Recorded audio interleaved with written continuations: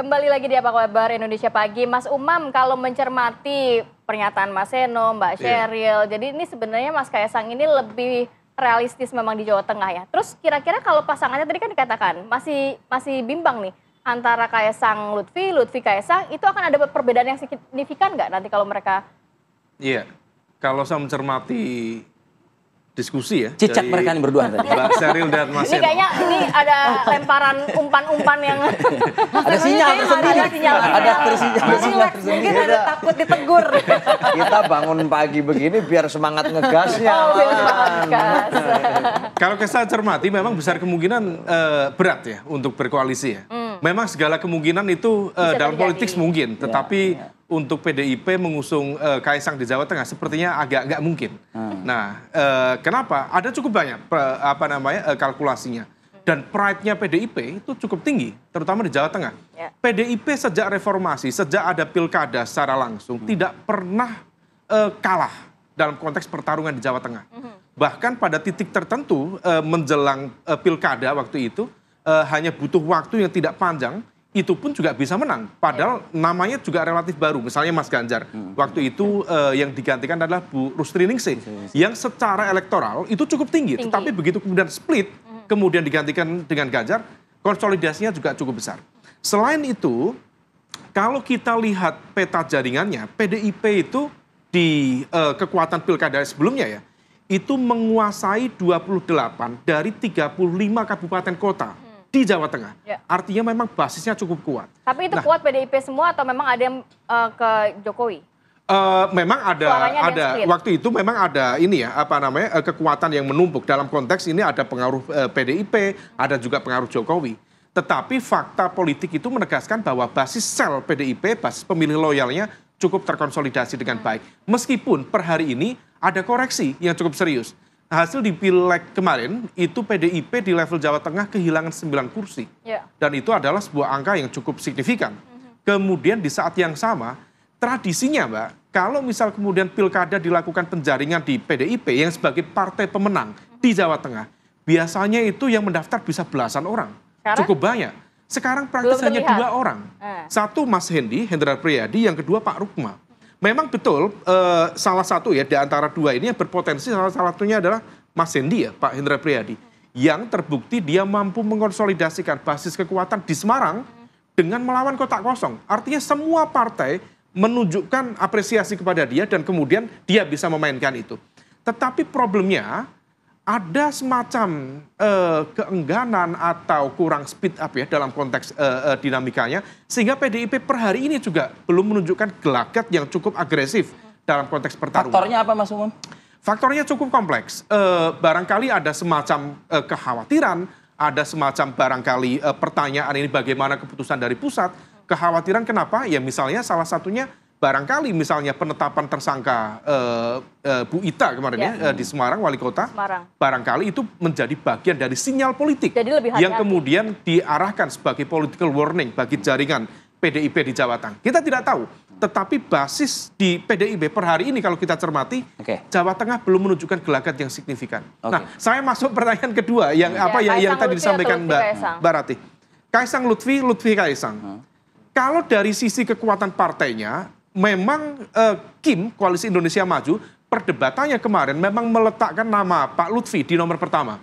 Beliau senior, beliau mayor jenderal ya, konteks ini irjen ya. Kemudian di saat yang sama mengabdi lama di Jawa Tengah dan orang dekat dari Jokowi. Tetapi di saat yang sama, beliau non partai. Artinya butuh kekuatan. Tetapi pada saat yang sama juga, PSI praktis hanya memiliki 2 kursi di DPRD dari 120 kursi. Artinya kalau misal kemudian nanti ternyata komposisinya Lutfi Kaisang, Kaisang Lutfi, maka besar kemungkinan ini ada semacam pengkonsolidasian dari kekuatan besar yang berada di level partai-partai Kim untuk kemudian memberikan dukungan itu. Tetapi satu hal, yang perlu diantisipasi, kalaupun Kaisang Lutfi ataupun Lutfi Kaisang, basis pemilihnya, ceruknya relatif tidak jauh berbeda. Karena tidak ada satu segmen kekuatan di dalam itu yang merepresentasikan kekuatan Islam moderat, tradisional, terutama dari Nahdlatul Ulama. Seringkali dalam pertarungan di Jawa Tengah, kekuatan Nahdlatul Ulama, kalau PKB dan juga PWNU, basisnya ya, cukup solid memberikan dukungan, perlawanannya atau kemenangannya cukup signifikan. Oke. Bahkan Pak Ganjar kemarin yang diprediksi menang 70%, begitu kemudian PKB waktu itu bersatu dengan kekuatan Bu Ida Fauziah waktu itu ya. Artinya gap yang dihadirkan ternyata nggak jauh, hanya 5-6%. Dan ini harus dihitung secara betul oleh beliau dan juga beliau. Nah, ini yang harus singkat-singkat aja mungkin karena durasi kita juga terbatas. Mas Seno dan Mbak Sheryl mungkin. Seno dulu menanggapi tadi analisa Jadi dari prinsip pakem sosiologis yang ada di tiap wilayah memang kita hargai. Oleh karena itu kita tidak mau terburu-buru tergesa-gesa menentukan nama. Ada pakem tentang nasionalis religius, ada pakem tentang kepemimpinan antara muda dan senior misalnya. Ini kita cermati betul-betul bagaimana ini akan mempengaruhi pilihan bukan intervensi, dugaan hukum, latar belakang hukum dengan penetapan tersangka rakyatnya dulu. Jadi kita lihat dulu bagaimana masyarakat di Jawa Tengah membutuhkan figur pemimpin yang seperti apa. Data historis itu bisa menjelaskan, pakem politik sosiologis bisa menjelaskan. Kita pelajari kebutuhannya, satu. Yang kedua, challenge tentu pasti ada. Hari ini kita sebagai partai politik kalau membaca komentar netizen banyak sekali yang merasa bahwa ini PDI sedang dikerjain atau sedang apa. Banyak yang menduga seperti itu. Susah bagi kami untuk menjelaskan ke rakyat bahwa tidak ada apa-apa.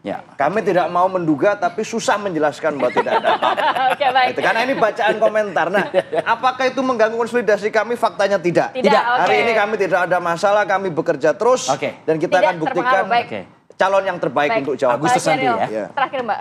Ya, survei Litbang Kompas ini membuktikan bahwa anak muda itu ingin ada sosok representatif yang relevan dengan mereka.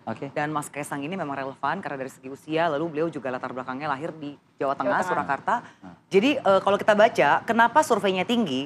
Karena strong votersnya itu mengatakan satu, melihat personality, karakter.